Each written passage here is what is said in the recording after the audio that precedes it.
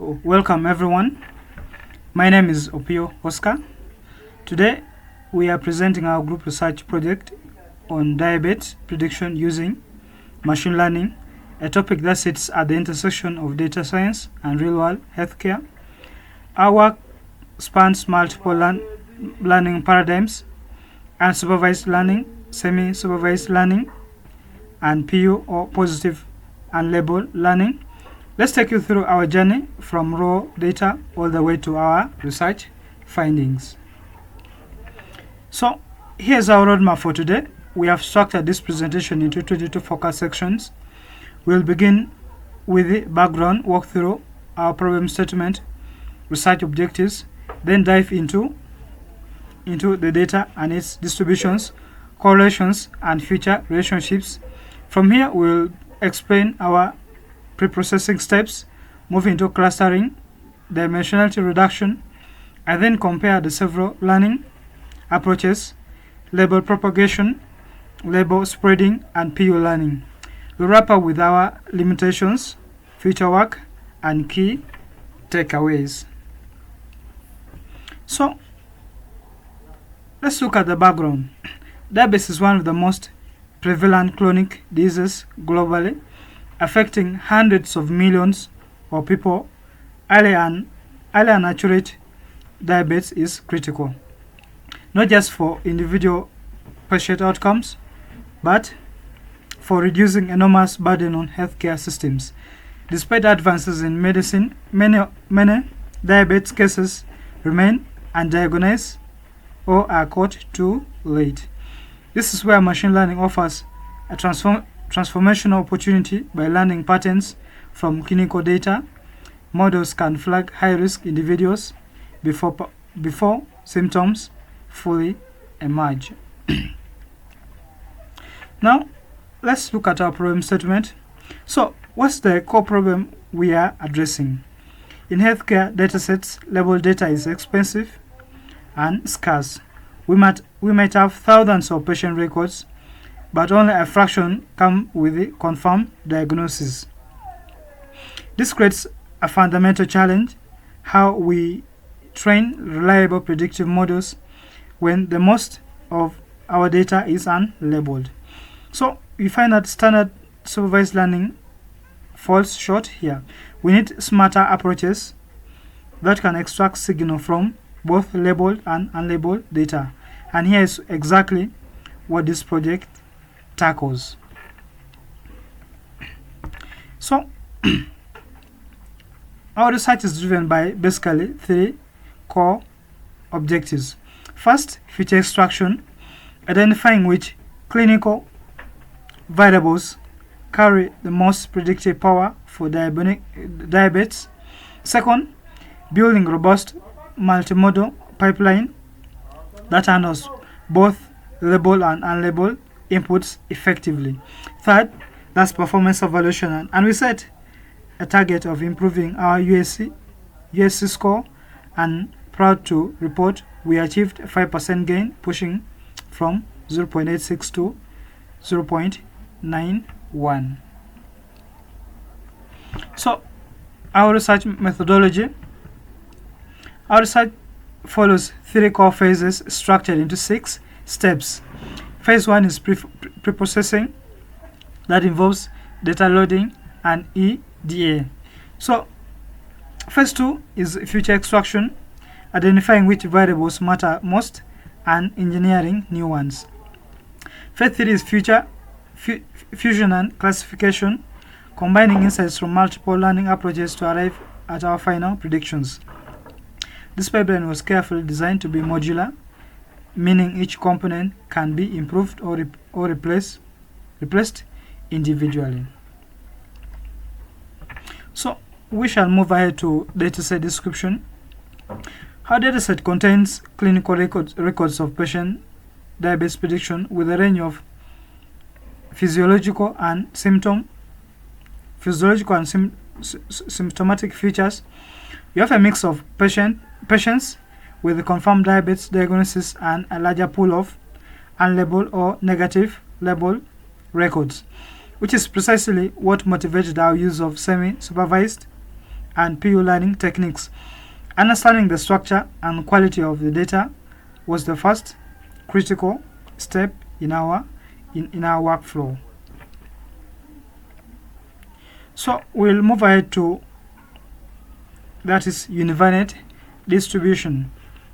So before building any model, we analyzed each feature independently. Univariate distribution analysis let us understand the spread, skewness, and outliers in each variable. For instance, some features showed heavy right skew, indicating the need for transformation.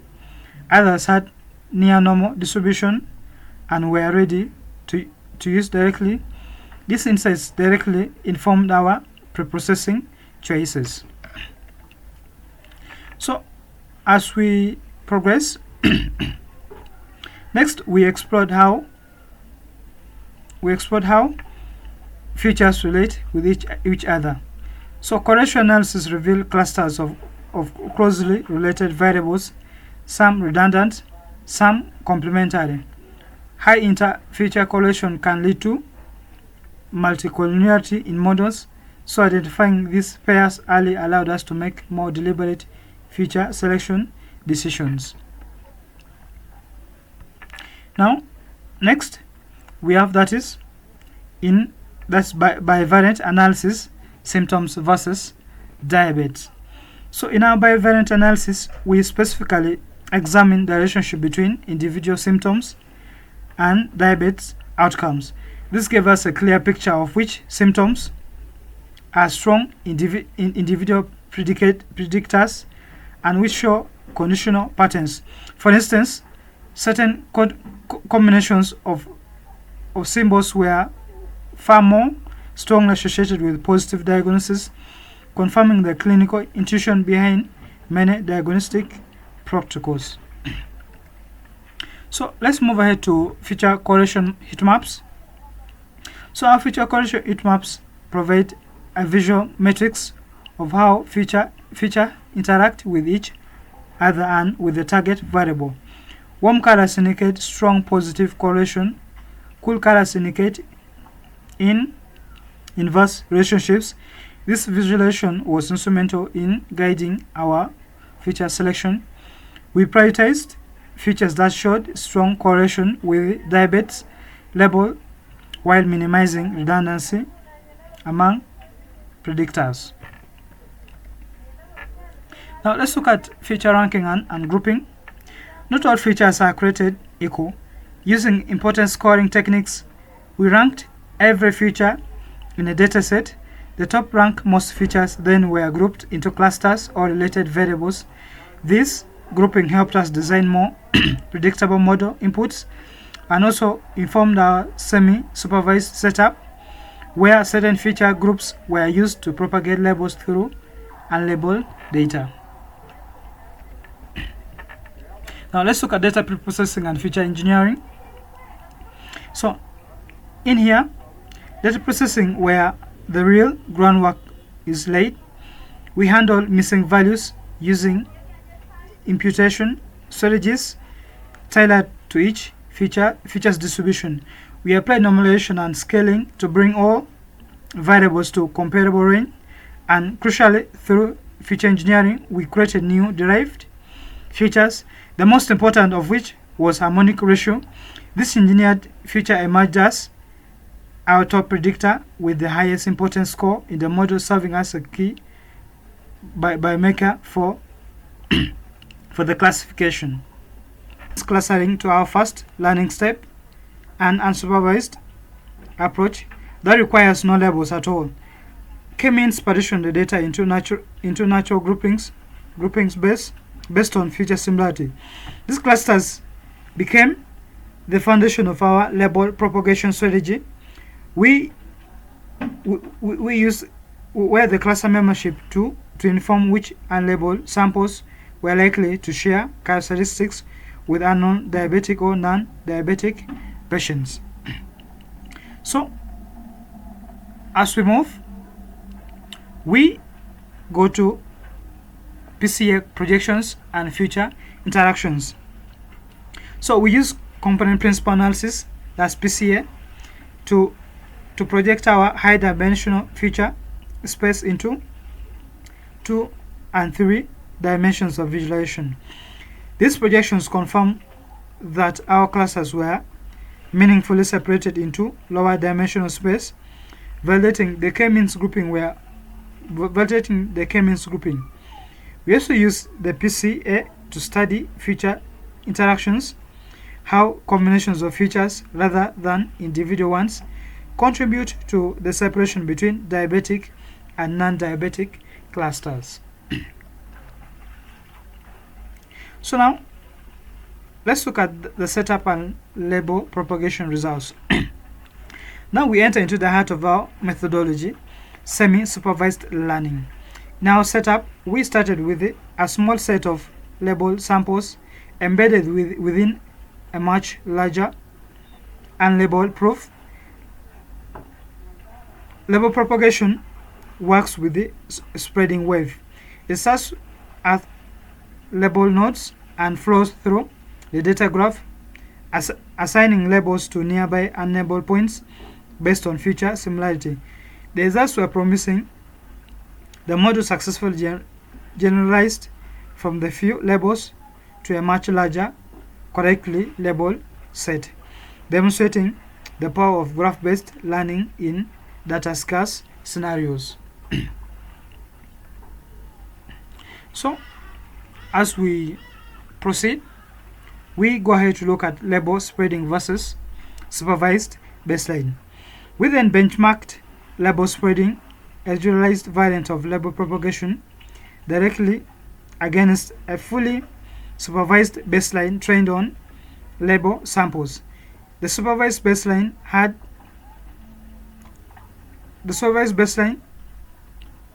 that is a continence to clean, confirm labels, but was limited by some sample size. Label spreading, despite using many estimated labels, matched or outperformed supervised model on key metrics. This validates the case of semi-supervised approaches when label data is limited. So we go ahead to look at that is the two-step weighted and PU learning. PU learning, that is positive unlabeled learning, takes an even more realistic stance in healthcare scenarios. We confidently identify positive cases confirm diabetic patient, but the negative cases may simply be undiagnosed. The PU learning handles this ambiguity directly. Our two-step weighted approach first estimates the probability that each unlabeled sample is truly negative, then uses these weights in second pass classifier. This prevents the model from being misled by false negatives in the training data.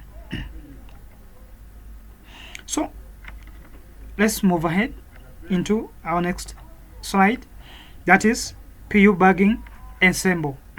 So to further boost robustness, we applied PU bagging, an ensemble method where multiple classifiers are trained on different bootstrap samples of the data, each with the resampled unlabeled instances.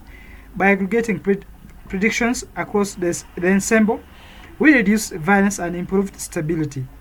PU bagging proved especially effective in handling the class imbalance inherent in our dataset, where positive cases were significantly underrepresented. So now let's look at the comparison and learning paradigms. So stepping back to compare all our approaches side by side, the fully unsupervised k-means provided a useful structure but couldn't deliver classification performance on its own. The supervised baseline was precise but limited by label scarcity. Label propagation and spreading bridge the gap effectively, and our PU learning approaches, particularly the bagging ensemble, deliver the best overall performance and significant and clinically meaningful improvement over our starting point. Now, we go ahead to look at the limitations and ethics. No research is complete, for sure, without acknowledging its boundaries. In terms of limitations or results, are tied to specific dataset, and performance may vary on the demographic groups or healthcare systems. The age model, while compact, requires evaluation in a live clinical setting before that algorithmic predictions in healthcare can clearly in real-world consequences. That brings about misclassification, especially false negatives, can delay diagnosis and deployment of the model in any subgroup or in any demographics. So,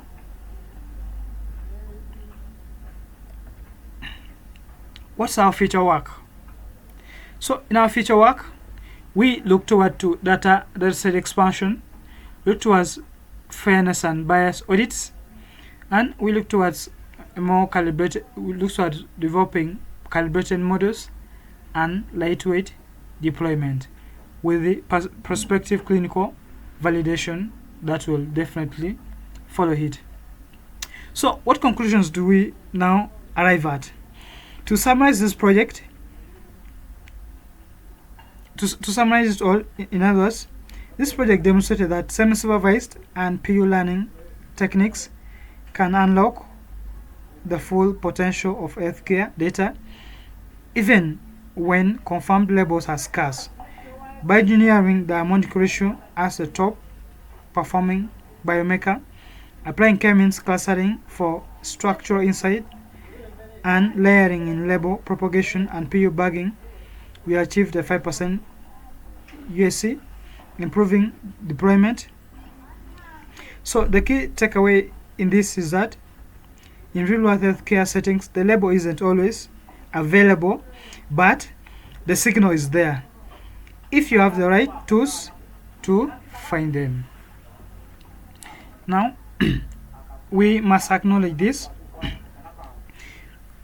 We would like to extend our sincere gratitude to our supervisor and the college members who guided this project.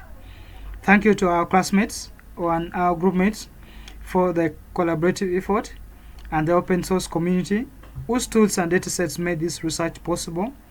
We hope this work contributes in a small but meaningful way to the broader mission of accessible, intelligent healthcare. Thank you all for your attention. We are happy to take any questions. Thank you so much. Once again, I'm Oscar, presenting on behalf of the research team. Thank you so much.